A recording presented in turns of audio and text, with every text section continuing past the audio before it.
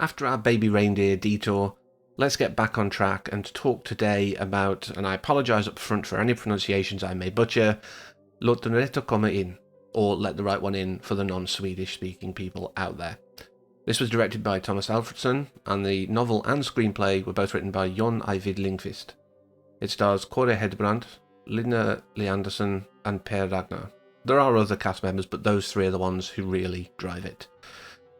And this was one of those that I wanted to talk about, I think, at some point, and A Girl Walks Home Alone at Night gave me an in. I really love this film from the first moment. I will say there are elements of it that, when I was younger, I perhaps took differently or didn't understand why it was like that, like Oscar's hair. I remember laughing about the first few times I watched it, and he's a very wet-faced boy, let's put it that way. All these little things that, distracted me and I chuckled about when I was younger, but I was like, okay, he's just a weird kid, and this is meant to be the early 80s. I was too young to understand, we heard about Brezhnev on, I think, the radio or something like that, which dates it to a very specific time. But I was unaware of Brezhnev at that time and things like that, so the cultural underpinnings perhaps didn't come through. But this is one of those that is so beautifully shot. Even the more traditional horror elements, if you will, are still beautifully shot. And everything just has this element to it that I can't really put my finger on. There's just something both otherworldly but very grounded in a lot of these shots and a lot of this film. And one of the things that I never really, I think, gave proper credit to as a musician, ironically, was the score in this. It's barely there for a lot of it. It's what a score should be.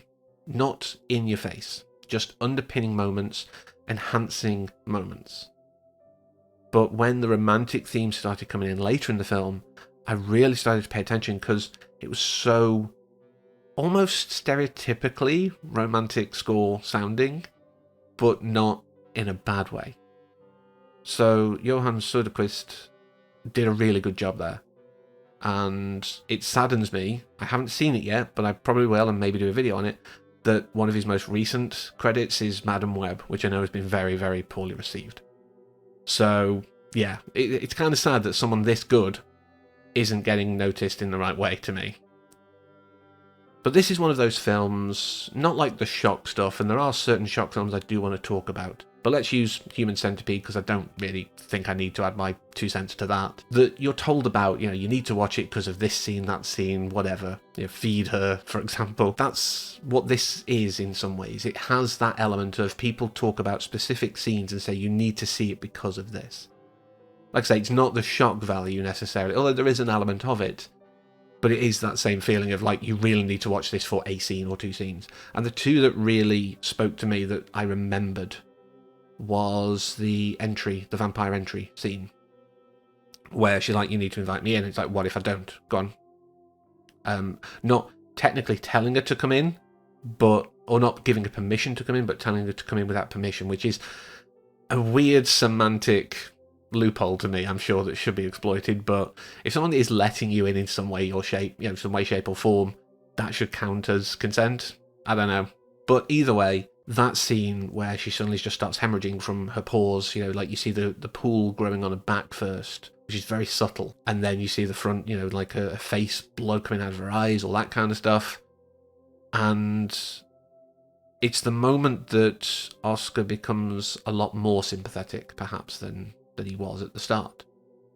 Because he just goes, no, you can come in, it's fine. He has a moment. I would say it lingers a long time, but I also acknowledge he's 12. And we all do things when we're younger. We test boundaries. We push what is acceptable to us and others. It's a natural part of growing up. But that moment that he goes, no, stop. I'm sorry. That was a moment that really sold his character. The other big moment is the pool scene. Again, totally different reason. And it is this revenge. It is this, this way of Oscar being free of his bullies and also being like, well, this has now happened, so you were the last person to see them alive, might be worth coming with me. I do think there's an element of that, but there's so much here that is so subtle, but also really obvious at the same time. The shot outside the hospital when she's on the wall. I've lost the magic of that because I know that she's on the wall. I remember the first time I suddenly saw the movement, I was like, God, what the heck is that? It really made me, like, not jump, but startled, perhaps is a better word. So I love that, and I still think it's an impressive shot. But it is one of those where it's so subtle. But there are a lot of these subtle moments, and a lot of foreshadowing that comes in. We have the cat reacting at the sweet shop to Illy. And this foreshadows obviously the whole thing with Ginia later. We know that cats don't like vampires. So when the cat starts hissing, we're like, oh, she definitely is turning. Like, we can use this as a cue. We have the foreshadow of one of the scenes that I just mentioned. In fact, like, I think the scene before, which I've also just mentioned, the climbing up the hospital wall, where Håkan is in the hospital. Obviously, he can't talk anymore. She's tapping at the window, let me in. Which is interesting, because a lot of vampire stuff says publicly accessible buildings are fine. And she could get in the front door, but maybe there's a loophole with, if you're occupying that room, that is your room, so you still have to give consent. I'm not sure all things follow that. I think some class it as like, it's a public building, it's not yours, you don't own it. Maybe a hotel because you're paying for it. I mean, maybe if you're paying for healthcare directly. I don't know. There's all these loopholes, but it doesn't matter for this film. The bit that matters in this scene is he mimes he cannot speak. Opens the window and she ends him on the windowsill. She doesn't enter the room. This was not spoken. There was nothing said of, I can't come in if you don't invite me. Like she didn't voice that at all. He just went, I can't speak. Open the window, and she never went in the room. It gave us a subtle cue, and then we see Oscar the whole, come in anyway. I'm not giving you consent, but show me what happens. So many hints as well, obviously, with the murder cases, the fact that Illy and Håkan have to move quite a lot for this. And I do feel a weird kinship with some of these characters. Like Oscar, I was kind of a weird kid. I was into a lot of strange stuff. I didn't, mime killing someone or stabbing them and squealing like a pig or anything like that, but I did have anger issues, so... And I was also interested in, a lot of weird stuff. But he's also very bright, and maybe that's another kinship element. That sounds really egotistical, I know, but I was one of those kids who was put up a year at some points and things like that. And he's very sharp when Illy says, I'm 12, more or less. Like, what does that mean? Instantly, there was no, hold on, what do you mean more or less? It was like, what, why? Why are you saying that?